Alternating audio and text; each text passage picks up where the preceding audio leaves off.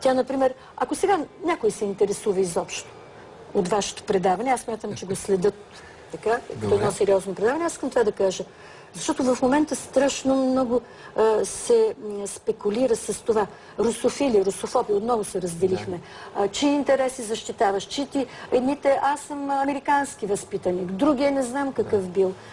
А Леля Ванга казваше така, веднъж тя се ядоса страшно и ние бяхме няколко човека пред нея с това залитане към Америка, тук към някой друг. Тя каза Русия много честно понякога. Така и тя каза, ето тук, да го запомните. И беше много ядосана и удреше с ръка по масата. Нема Америка да ни помогне. Ето тук ви го кажувам. Пак Русия ке ни спаси. Русия е наша майка. От какво? Аз това казвам, не дай Боже да се докараме до там, че Русия да ни спаси. Какво е видяла тя и защо смята, че Русия ще ни спаси? Не знам. Но тези залитания наистина в анти-про, те са политически игри.